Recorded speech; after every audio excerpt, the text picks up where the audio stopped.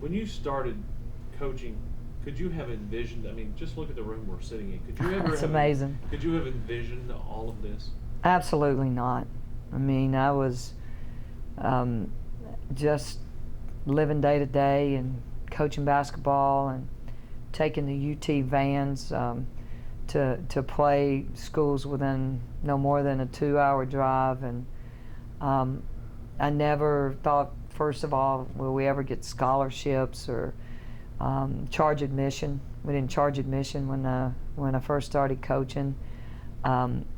Certainly, we never had been on an airplane until we got to go to the regional tournament. And you know, I can just recall how excited all of our kids were. And what I didn't really admit then is that I was just as excited as they were at the time. So, was there a point when you started to realize, hey, we've really got something big going here? I think when you know, when we started competing in Final Fours, of course, we went to our first Final Four my third year here, and I just remember being, again, as excited as the players, and yet I really thought that we had something special that in the works. I can remember talking to Billy Moore, who was my Olympic coach, and Gooch Foster, who was on the women's games committee, and we were selecting players to play on the junior national team, which I was getting ready to coach. And I said, I just want you to watch this little freshman I got. I never want to promote any of my own players unless they're really of that caliber. And so they got to see that freshman, Holly Warlick, play at the AIAW National Championships. And everybody fell in love with Holly. And Holly goes on and makes a junior national team, in which everybody said you won't have a chance you know, to win this event, but it'd be a great experience for the U.S. And we went to Mexico City and with Holly Warlick and Nancy Lieberman, and a lot of players I'm sure that the people today would remember. But it was a situation where we go in and win the gold medal. And you know, Tennessee, I think from that time forward, attracted a lot of top student athletes, and you know, you have to credit that team that was full of a lot of great competitors: Suzanne Barbie Singleton, Lisa McGill Reagan, so Sue Thomas, Martin, just players from this area. They're all Tennessee kids that came here and helped us start the whole process. A lot of successful coaches have a long-time assistant, someone they really confide in, think alike, know each other really well. You were fortunate; you had two of those really, in Nikki before she left for Kentucky, and Holly. Can you sort of explain that relationship with, especially with Holly, who's been with you for so long? Well, having Mickey DeMoss for 18 years, and she'd been a former head coach at Florida, had worked at Auburn, Memphis State before she came here. That, you know, that certainly gave me a top-notch person in the profession that had been there on both sides as an assistant and a head coach, and just a valuable asset. And then to have a former player like Holly Warlick, who is now in her 20th year, and of course Nikki Caldwell now has joined our staff, and she was on our '91 championship team. The loyalty, just the understanding of where this program started, because Holly started out with me basically in her third year, and to have stayed with me after playing and then leaving and coming back. I think it gave her a different perspective to go away and then come back. But she's just been incredibly loyal, and someone that I trust to tell me and stand up to me. She's not a yes person. Nikki Caldwell is not a yes person. But those two players can speak, not just from their heart, but they can speak from the experiences that they've had. And they've seen me grow up, and they've seen my changes. They've just been tremendous. The players talk about the stare. The players talk about the stare, players, or well, actually, yeah, it's some of the players have talked about the stare. A lot of the fans talk about the stare. They see the stare. Is that something that is that intentional? Is that just part of you? Have you ever seen yourself on television? Oh yeah. Oh goodness. You know, Steve, sometimes I see it and I'm like, oh, why'd you do that? That's just me coaching. I don't know if it's my dad has a strong stare still to this day. Um, I guess it's probably the looks that he gave me when maybe I stepped out of line, and it was effective with me. But that's just how I react to situations. And do I think it's the best thing? Probably not. Is it something that I really think about before I do? Absolutely not. Because if I really thought about it, surely I wouldn't do it, would I? Probably not. Probably not. But it's effective.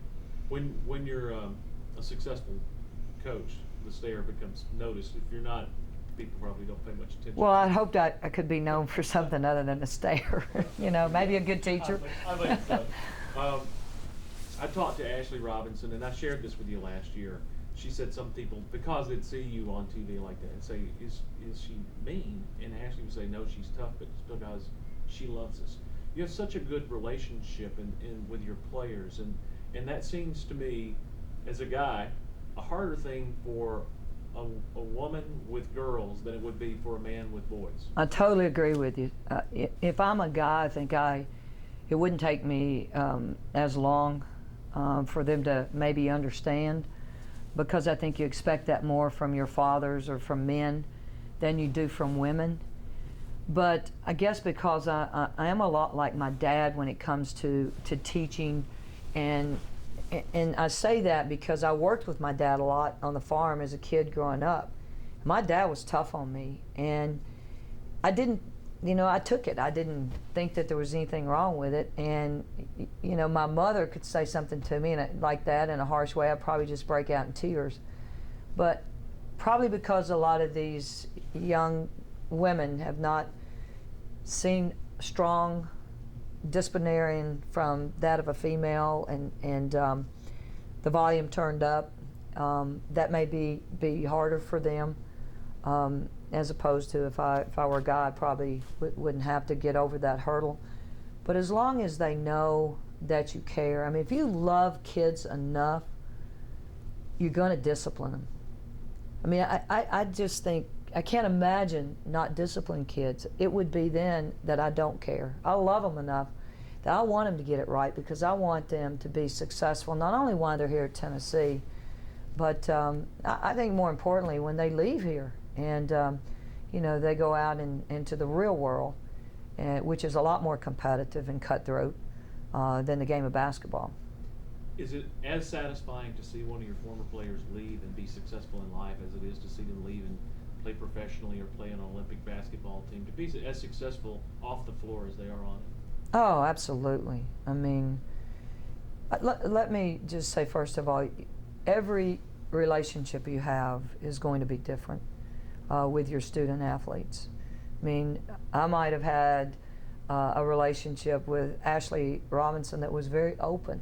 Ashley would come into my office, she'd sit down. I mean, didn't matter what I was doing. I'd quit what I was doing and sit down and talk to her. Where you may have other players that never want to come in the office unless you call them in the office. It takes two people to have that line of communication, but regardless, when they leave here, they leave here as a family member. They're part of our Lady Vol basketball family. And I do want to see them succeed, and I want to help them in any way I can. If it's to write a letter of recommendation, make a phone call, anything that I can do, because I know how much they've given to the University of Tennessee and to this program, and I still want to be or have them as a part of my life and be in their life as well. You spend a lot of time making motivational speeches.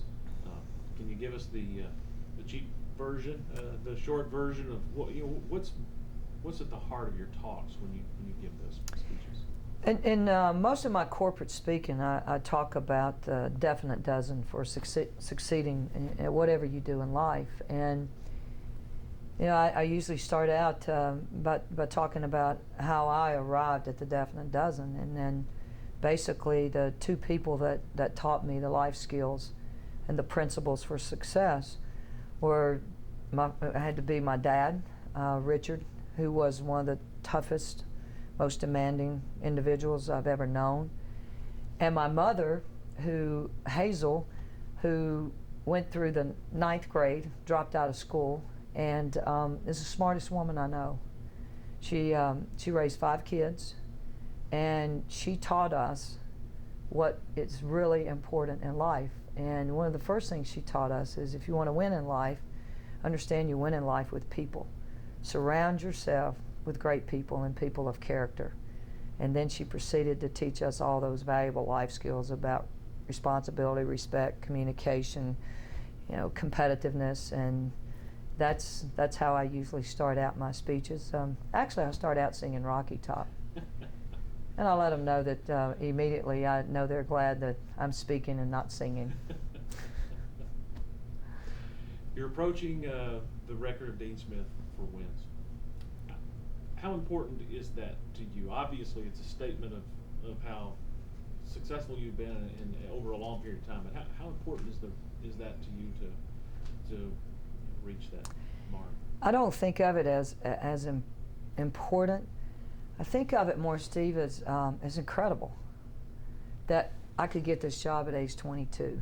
That the University of Tennessee would hire and take a risk on a young college grad and give me the reins of the program and then the resources. And I mean, I'm incredibly thankful, and I'm very blessed to be the head coach here. And then I just think about all the people that made this happen, the players. I mean, obviously the administration, all the coaches that were as dedicated to building a program as I could have been. And then let's talk about the basketball players, the student athletes. When you look at the wall and you see all the Olympians and the All-Americans and kids that came from all over the country because they wanted to be a Lady Vol, that's what means a lot to me. And it's because of them that there are a lot of records. When you pick up our media guide, there's a lot of records that stand out. And 29 consecutive seasons of 20 wins. And remember what my mother told me. You win in life with people, and people of character. And then one of those life skills I mentioned is competitors. You got to be a great competitor, and you got to work hard. And we've had a lot of players that wore that orange and did just that. So now there'll be another record, but it belongs to a lot of people, not just to me by any means. That's one I know I share with a lot of great student athletes and a lot of great coaches and a lot of administrators that believed. Finally, you've been in this job for a long time. You've done so many interviews. Is there anything about Pat Summitt that the avid Lady Vol fans would not know? Probably not believe. I